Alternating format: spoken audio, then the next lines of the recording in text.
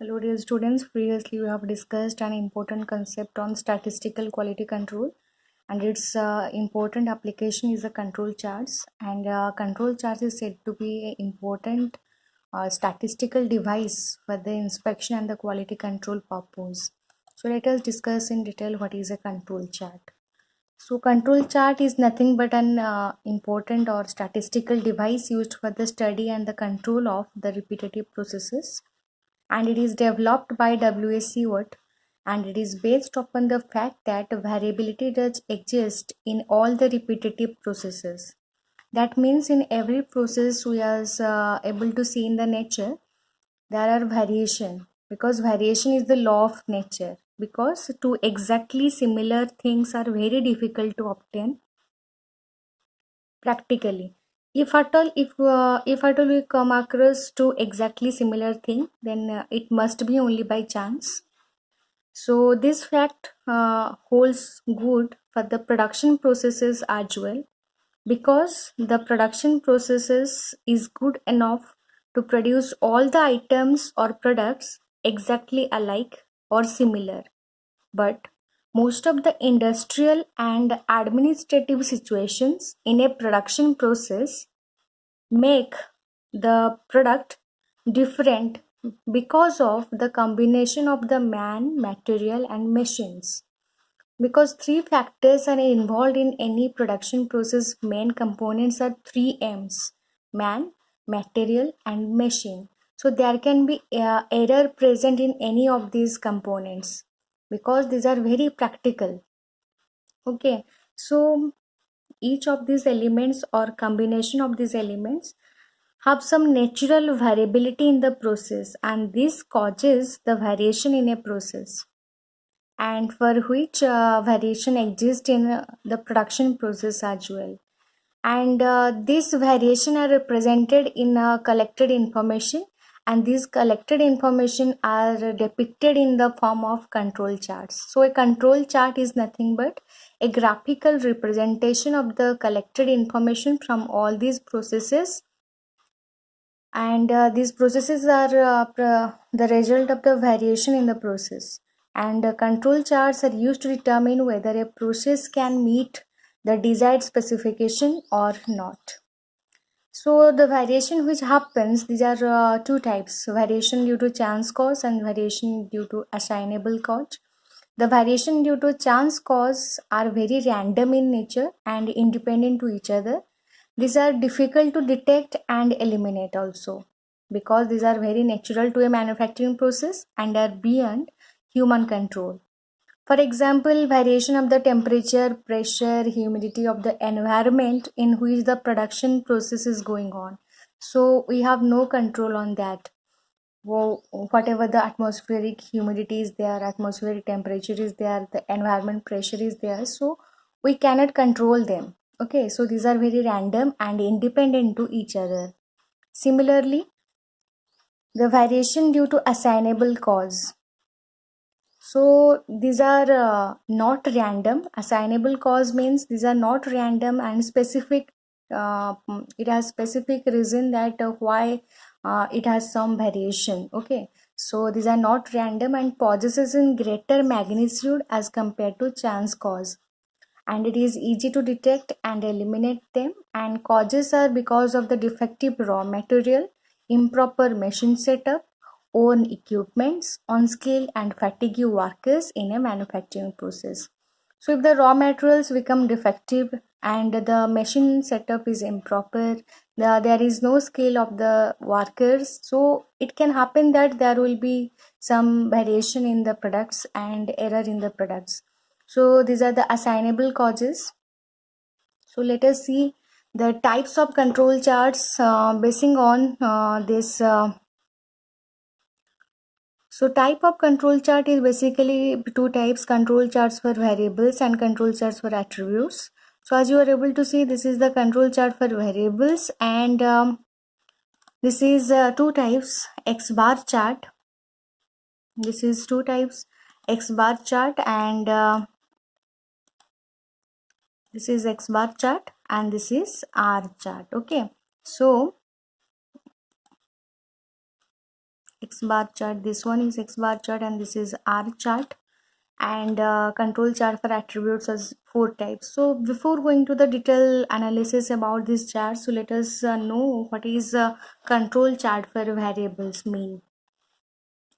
So it specifically, the control chart for variables are used to achieve and maintain the acceptable quality level for a process whose product can be subjected to quantitative measurement such as length, time, temperature, diameter, etc. That means the product which is achieved by this process can be subjected to quantitative measurement. That means it can be measured.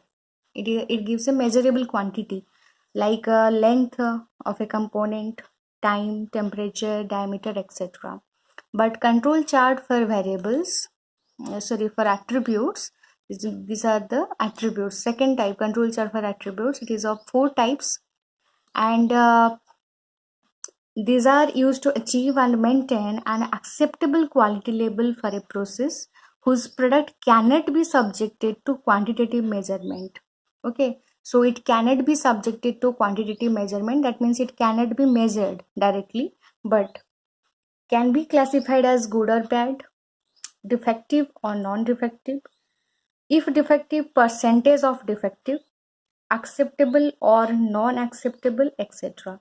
So basing on this, there are 4 charts. P chart, which is the fraction defective chart, and NP chart is the number of defective chart. It is the fraction defective chart. This one, first one is the fraction defective, second one is the number of defective chart, then third one is the 100p chart. It is the percentage defective chart. So this one is the percentage defective, means the defect which are present we can find out in percentage. And C chart, that is the number of defects chart.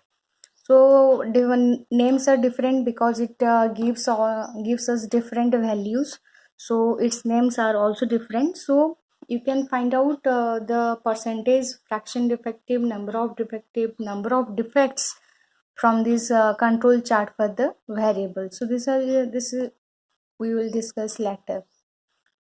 So just return to our type of control chart. So first we will discuss X bar chart. So X bar chart is nothing but it shows the centering of the process. That is, it shows the variation in the averages of the sample. As the name indicates, X bar means the mean or average. It shows the centering of the process, and it is the most commonly used variable chart. Variable chart is of 2 types, X bar and R chart. So from this, X bar chart is the most commonly used variable chart. So now let us study in detail how to find out or construct a mean chart. So construction of the mean chart is given below. First of all, we have to consider a number of samples taken over a period of time or a number of days. We have to consider a number of samples over a number of days. So let small n be the number of observation in each sample. If we are given 100 sample, in each sample, suppose there are small n number of observation, and capital X bar is the mean of each individual sample.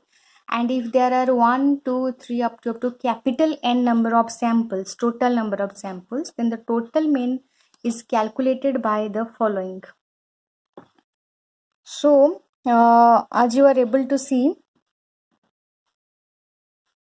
X bar is equal to X1 bar plus X2 bar plus X3 bar plus up to Xn bar. Here small n, it is not small n, it is capital N. This is a mistake. Okay, so it is capital N bar divided by n. So X bar is nothing but the average or mean of the first samples, and X double bar is the total mean of all the samples. So we have to only calculate the total mean of all the samples what we have taken for the observation purpose.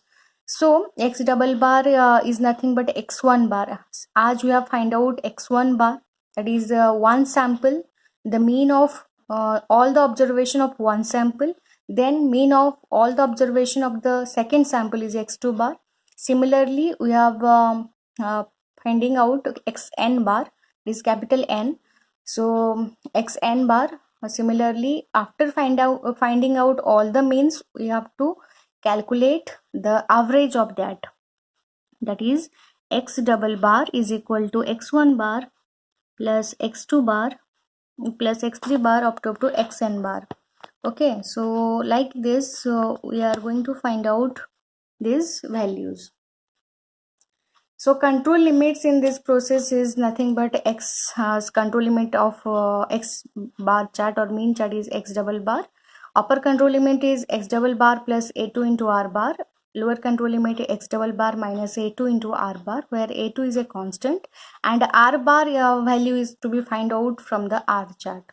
So when we are going to find out the values of x bar, or we have to construct x bar chart, then we have to first determine the r value and we have to construct first the r chart, because in the formula of the control limits there is a r bar. So we have to determine first r bar or mean of the range samples. Okay, so next we will discuss range chart. These charts shows the variation in the range of these samples, and these charts are measured at the measure of the spread of the samples. Spread means that in every observation, sample observation, you are able to see there is a maximum value and minimum value of the observation. So just difference in the maximum value and minimum value of the observation will give you the spread or range of that sample. Similarly, construction of the R chart. So let us consider the number of samples taken over a period of time as x bar chart, and small n be the number of observations in each sample. R1 is the range or trend of first sample. So x maximum minus x minimum will be the range value. Just you are able to see here in this slide, you can able to see that this is the main focusing trend, that is R1, x maximum value minus x minimum value. Like this, in the similar manner, you can find out the range of all the samples. That is then after finding out the range of all the samples, you can find out the mean of the sample range by the following formula. So R1, R2, R3 up to R capital N is calculated, and the mean of the sample range is given by R double bar R bar is equal to R1 plus R2 plus R3 up to Rn divided by N, where R1 is the maximum value minus the minimum value of an observation in a sample. So similarly, you can find out R2, R3, Rn and then find out R bar. So this R bar value is used here in this control limit of the x bar chart. So after this R bar value, you can find out the control limits of R bar chart. It is control limit is equal to R bar, upper control limit is D4 R bar, or lower control limit is D3 R bar.